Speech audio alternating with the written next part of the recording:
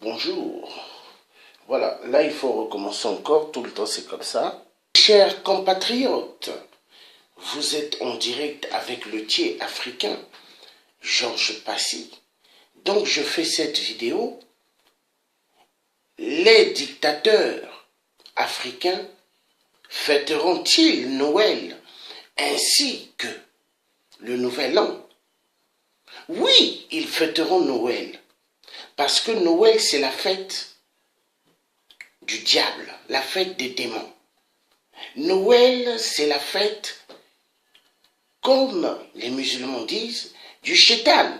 Oui, c'est la fête du démon, Noël. C'est là où les démons doivent démontrer s'ils ont bien fêté leur rôle envers leur chef, qui est Satan Lucifer. Donc, Noël, c'est la fête démoniaque. La fête démoniaque, Noël.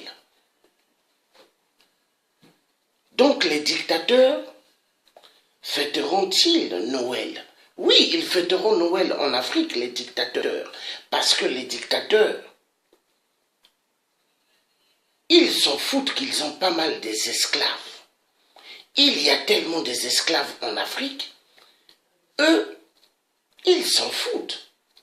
Ils en ont rien à cirer des esclaves. Ils en ont rien à cirer de tous ceux qui sont en train de souffrir en Afrique. Parce que les dictateurs, pour eux, ils se prennent pour des dieux. Les dictateurs africains, vu on les a reçus à l'Élysée, certains, parce que tous ils ne sont pas venus, la majorité qui ne sont pas venus, ils ont peur. Ils ont peur de cette résistance qui ne vont pas les louper. Parce que les résistants, ceux qui se sont levés, ont dit s'ils attrapaient des dictateurs ici, c'est bam bam bam. Donc, la plupart, ils ont eu peur. Parce que vous rendez-vous compte, comme un Ali Iboubou, Ali Iboubou Bongo, je ne dirais pas vite Ali Bongo, mais je dirais Ali Iboubou Bongo. Parce qu'il faut déformer deux fois son nom. Le Biafra de merde. Il a pris pas mal des gens de la sécurité des boîtes de nuit. Même des magasins qu'il a pris pour monter sa sécurité. Bon, sans compter les tueurs des loups-garous qu'il avait amenés du Gabon. Mais ces tueurs-là, est-ce qu'ils ont fait peur aux panthères? Est-ce qu'ils ont fait peur aux panthères ici à Paris? Non. Les panthères, ils étaient là. Tous sont allés crier Ali Bongo assassin, Ali Bongo voleur, Ali Bongo chef des crimes rituels au Gabon. Donc, nous avons un sérieux problème. Les dictateurs ont tellement écrasé le peuple africain, ils se sont dit que ils ont le droit dans la vie de chaque individu africain. Mais en réalité, moi je dirais non. Maintenant, c'est au peuple africain qui sont endormis d'arrêter de donner l'opportunité à ces dictateurs de les prendre pour des gibiers. Maintenant, il faut renverser les rôles. C'est-à-dire maintenant, c'est au peuple de faire voir à ces dictateurs que ce sont les dictateurs maintenant qui seront des sangliers, qui seront des lapins. Parce que le peuple, on ne peut pas toujours continuer à massacrer le peuple. Non, il faut que les rôles changent. Donc pour cela, le peuple africain doivent être des peuples maintenant ordonnés et bien réveillés mentalement et physiquement pour faire la peau à ces dictateurs. Parce qu'il y a un grand travail à faire. C'est effacer les dictateurs africains. ces dictateurs tuent immensement. Ces dictateurs font à ce que les générations souffrent immensement. Les dictateurs africains sont pires que les virus du sida, Ebola, paludisme et autres maladies. Les dictateurs sont à l'origine de la famine en Afrique. Les dictateurs sont à l'origine de l'exclusion de l'éducation nationale. Parce que pour eux, il faut qu'aucun enfant n'aille à l'école. Pour eux, il faut que les enfants soient des illettrés. Pour eux, il faut qu'il y ait des enfants qui travaillent dans des plantations et dans les mines de l'or ou du diamant ou du coltan. Ils aiment cela, les dictateurs. Mais qui donne plus d'épaule à ces dictateurs? L'Occident. L'Occident de merde. L'Occident de merde. L'Occident de merde qui font croire que ce sont des démocrates, qui font croire que ce sont les maîtres du droit de l'homme. Mais en réalité, ils ne sont que des barbares. Des barbares.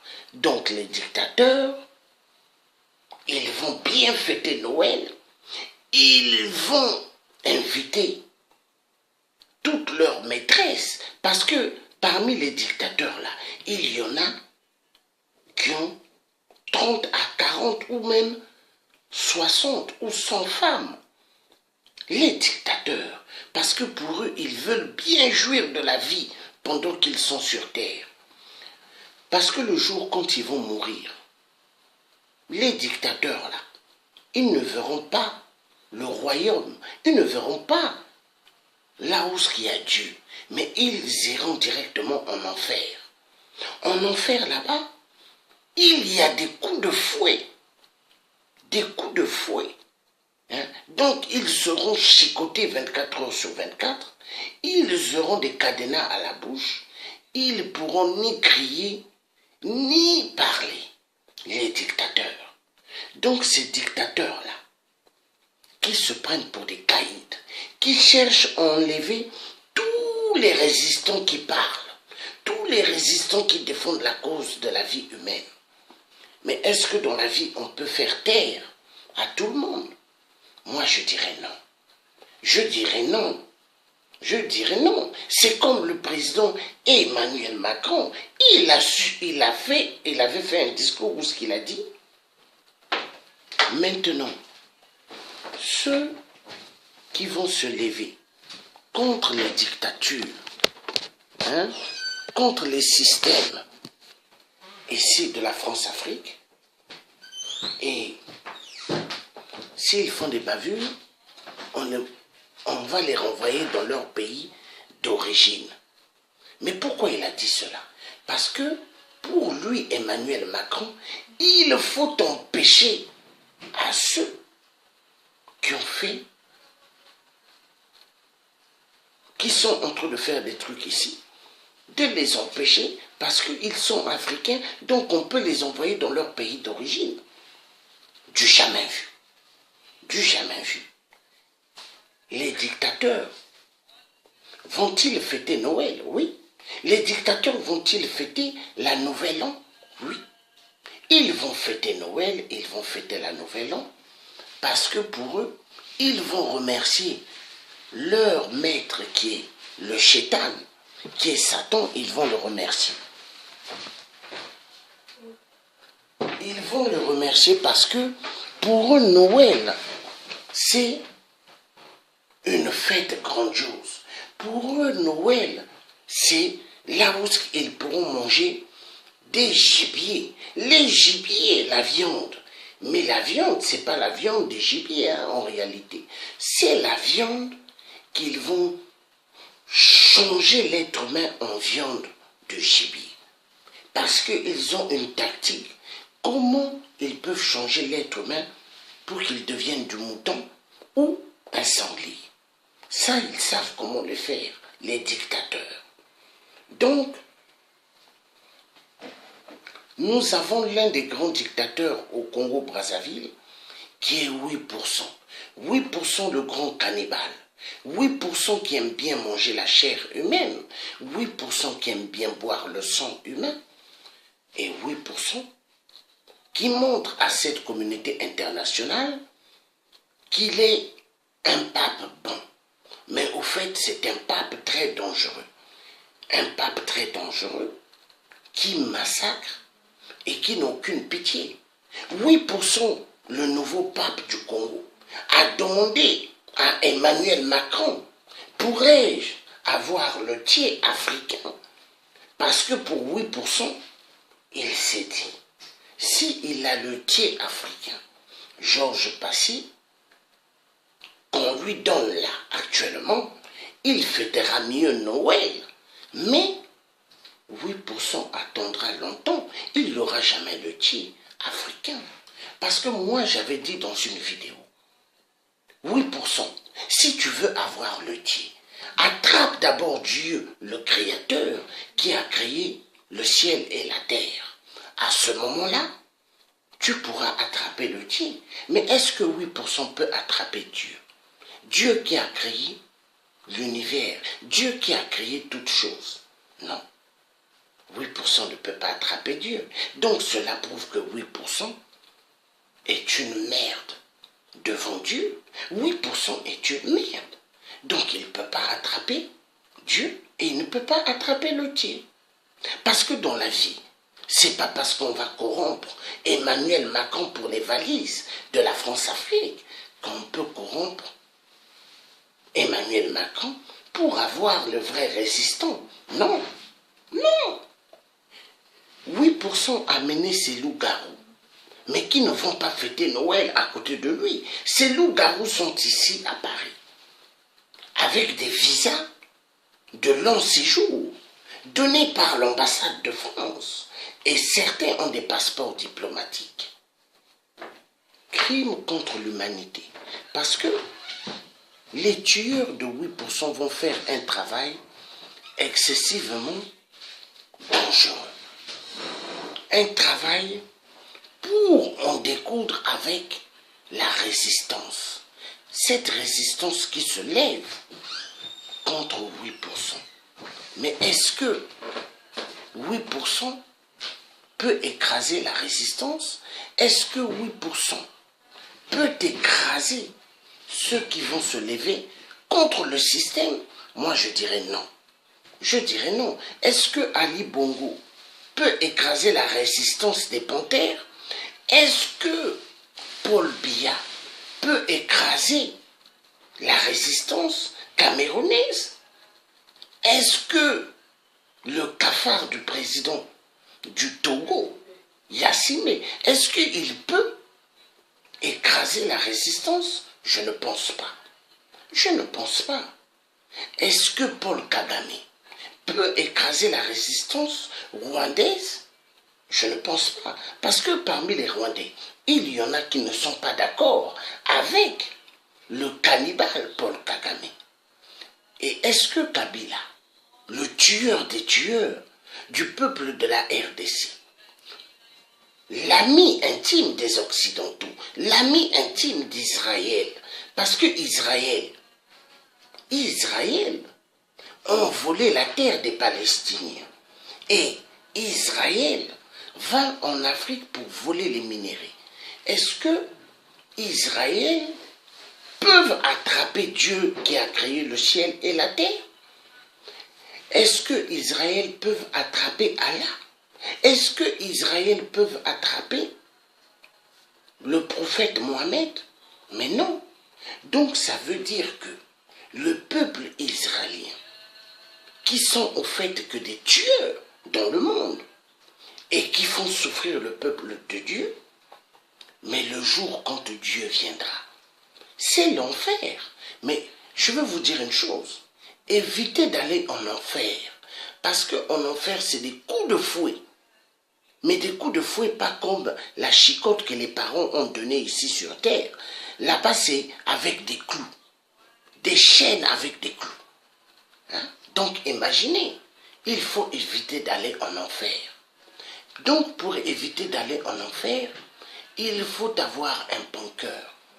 Ne pas faire du mal aux gens, ne pas tuer comme les dictateurs tuent. Parce que c'est dangereux l'enfer. Évitez l'enfer. Ça, je vous le dis.